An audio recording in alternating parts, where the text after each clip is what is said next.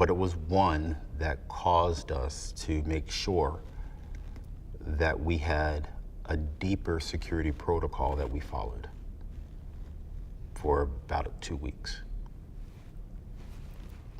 So, I will echo your wife and say, please keep safe. well, thank you. If I may ask you a question, Jeff. Sure. One of the things that I am greatly appreciative of is your vast knowledge of racism in America and your desire to educate. One of the comments that someone has made recently, well, not recently, but Mayor Riley has said that perhaps if Dylann Roof was educated, if he understood that he may not have gone down this path. What are your thoughts? I don't know enough about Dylann Roof and what was in his mind to be able to address that. But I do think that if we are talking about people of good faith, I don't care what political party they belong to or what their thoughts are about politics, but people of good faith. If people of good faith understand the truth, I think it has an impact on their behavior. And some people it may move miles, some people it may move only feet. But I do think that people of good faith can have their minds moved and have their hearts moved if they simply understand the truth. And so when people have never heard about the history of this church, have no idea of what this church has gone through yet still standing here, that kind of resilience and respect, or the respect that that resilience would bring, people don't know about it, so they don't understand. If people don't know what the Confederate flag means, and so they wave it today and claim that it means this or it means that, I think people of good faith would take a step back and say, wait a minute, you're now giving me stuff I didn't realize. And so the one thing I do know is that if we do not educate people about the truth about our past, we will never have the conversations that you're talking about because we'll be talking past each other. And so the education that we want to do and that we're trying to do here, I think is one piece of a very important part of how we will move from where we are to where we should be. All right, well, thank you. Absolutely. Thank you very much. Appreciate it. This has been a pleasure. Yeah, likewise. I can't say it's been a pleasure because I'm struggling with a lot of things right now, but I can't tell you how much I appreciate your willingness to talk with us and your willingness to be welcoming in this church when you have so much reason to be the opposite. Yes. Thank you very much. Thank you for the opportunity, as always. Thank you. You mentioned both Psalm 23 and 27. Mm-hmm. Would you mind just speaking those for us? Speaking or reading?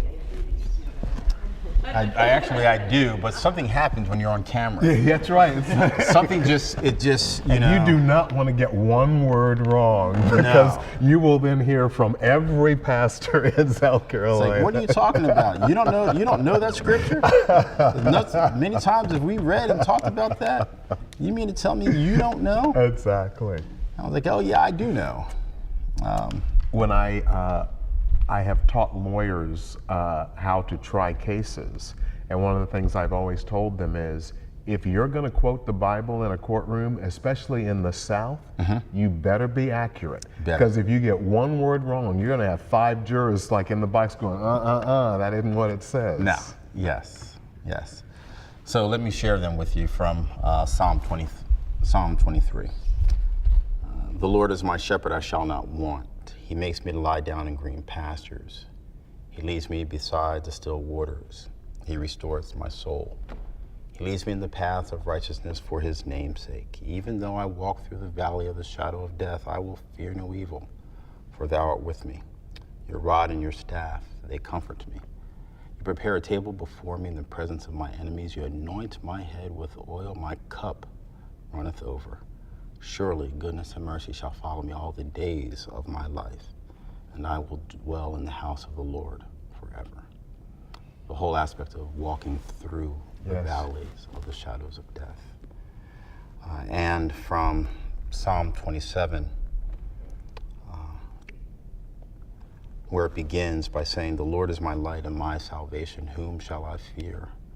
The Lord is the strength of my life, of whom shall I be afraid? When evildoers assail me to eat up my flesh, my adversaries and my foes, it is they who stumble and fall. Though an army encamped against me, my heart shall not fear. Though war arise against me, yet I will be confident. One thing have I asked of the Lord that I will seek after, that I may dwell in the house of the Lord all the days of my life, and to gaze upon the beauty of the Lord, and to inquire in his temple. For he will hide me in the shelter. In the day of trouble, he will conceal me under the cover of his tent. He will lift me high upon a rock. And now my head shall be lifted up above my enemies all around me. And I will offer in his tent sacrifices of shouts of joy. I will sing and make melody to the Lord. Hear, O Lord, when I cry aloud. Be gracious to me and answer me.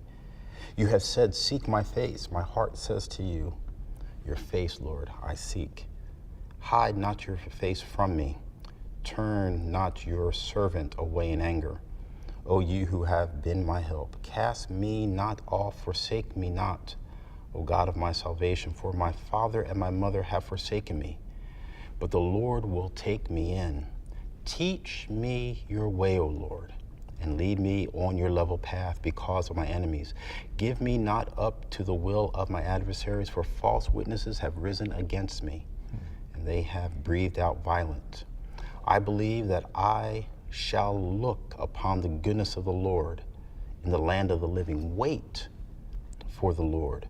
Be strong, and let your heart take courage. Wait for the Lord.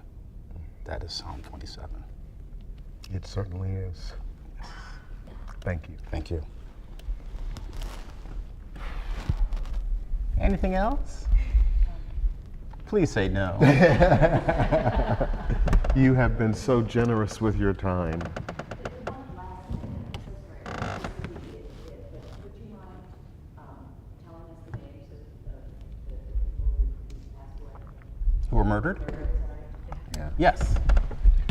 So, Reverend, Pastor, we have been talking about the tragedy that occurred here, and that's an adjective.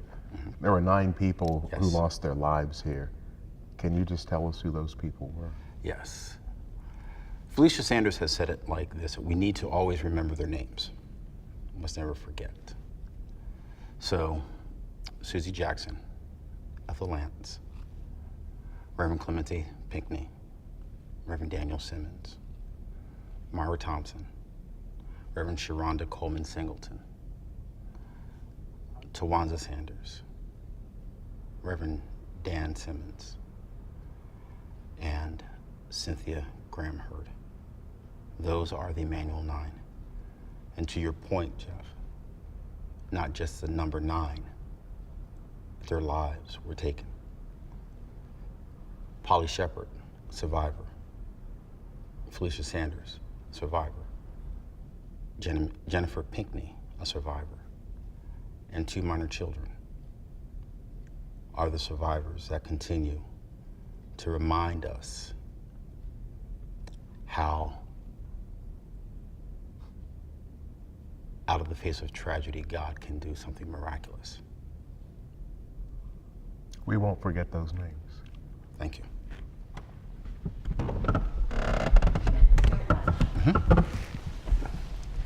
Thank you. I was just going to ask Pastor Eric if we could have, if I could have a picture of you. No, I don't usually take selfies.